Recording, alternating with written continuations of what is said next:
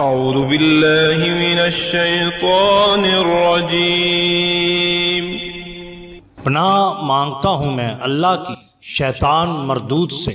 بسم اللہ الرحمن الرحیم۔ شروع اللہ کے نام سے جو بڑا مہربان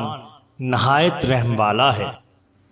دا باٹم لائن کے ناظرین کرام السلام علیکم۔ محترم ناظرین، ہم اپنی آج کی ویڈیو میں حضرت بری امام رحمۃ اللہ علیہ اور ایک بانجھ سکھ عورت ہریتا کور کا قصہ آپ کے سامنے پیش کریں گے،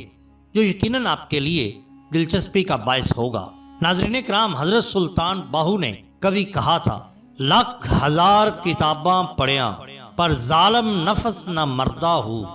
باج فقیراں کوئی نہ مارے ایویں چور اندر دا ہو، اندر کلمہ کل کل کردہ عشق سکھاوے کلمہ ہو، 14 طبقے کلمے اندر چھڑ کتاباں علمہ ہو۔ اللہ عز و جل کے نام سے شروع،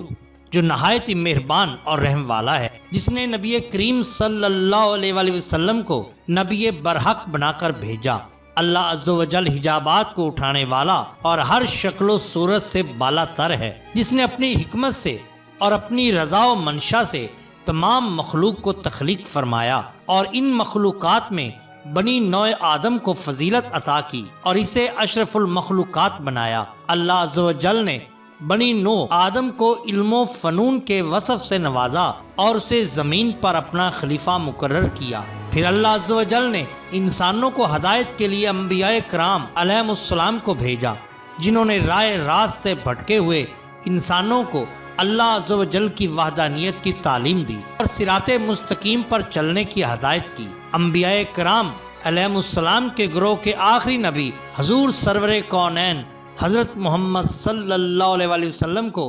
دین حق کے ساتھ بھیجا، جن کی حیات مبارکہ، جن کے اقوال و افعال رہتی دنیا تک کے لوگوں کے لیے ایک بہترین نمونہ ہیں۔ حضور نبی کریم صلی اللہ علیہ وآلہ وسلم کے مشن کو صحابہ کرام رضوان اللہ عنہم نے اور ان کے بعد تبع تابعین نے اور ان کے بعد اس مشن کو اولیاء عظام نے جاری رکھا۔ ناظرین کرام، سرزمین پاک و ہند کو یہ شرف حاصل رہا ہے کہ یہاں پہ اللہ عز و جل نے بے شمار ایسی ہستیاں پیدا کی جنہوں نے دین اسلام کی سربلندی کے لیے اپنا تن من دھن قربان کر دیا اور اللہ عز و جل کی وحدانیت اور نبی مکرم صلی اللہ علیہ وآلہ وسلم کی سیرت کو عام فہم لوگوں کے دلوں پر اجاگر کیا اور انسان کی تخلیق کے مقصد کو اجاگر کیا۔ برصغیر پاک و ہند میں جن اولیاء کرام نے دین اسلام کی سربلندی کے لیے اپنی زندگیاں وقف کیں، ان میں ایک نام حضرت شاہ عبداللطیف قادری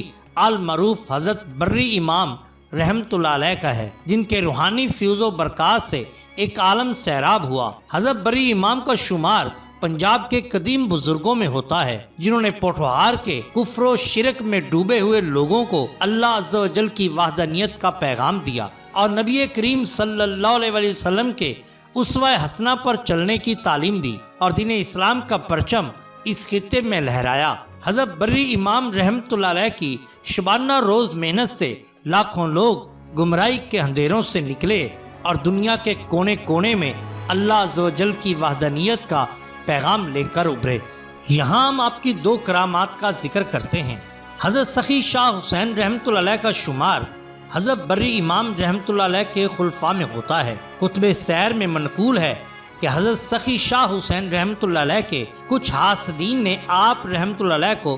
ذبح کر کے لاش کے ٹکڑے ٹکڑے کر دیے اور ان ٹکڑوں کو پانی میں بہا دیا۔ حضرت بری امام رحمۃ اللہ علیہ کو جب اپنے چہیتے خلیفہ کے قتل کا علم ہوا تو آپ رحمۃ اللہ علیہ کو شدید رنج پہنچا۔ آپ رحمۃ اللہ علیہ نے اللہ عز و جل کے حضور اپنے اس چہیتے خلیفہ کے دوبارہ زندہ ہونے کے لیے دعا فرمائی، جسے اللہ عز و جل نے قبول فرما لیا اور حضرت سخی شاہ حسین رحمۃ اللہ علیہ دوبارہ زندہ ہو گئے۔ حضرت سخی شاہ حسین رحمۃ اللہ علیہ حضرت بری امام رحمۃ اللہ علیہ کی اس کرامت کے بعد عرصہ دراز تک زندہ رہے اور حضرت بری امام رحمۃ اللہ علیہ کی زندگی میں ہی دوبارہ مالک حقیقی سے جا ملے۔ اسی طرح بیان کیا جاتا ہے کہ حضرت بری امام رحمۃ اللہ علیہ کے سجادہ نشینوں میں ایک بزرگ سائیں کریم بخش سے منقول ہے کہ ایک سکھ عورت جس کا نام ہریتا کور تھا جس کا تعلق ایک خوشحال گھرانے سے تھا اور اسے اپنے گھر میں ہر قسم کا سکون میسر تھا اور اس کا گھر تمام دنیاوی دکھوں اور تکلیفوں سے دور تھا، مگر وہ اولاد جیسی نعمت سے محروم تھی۔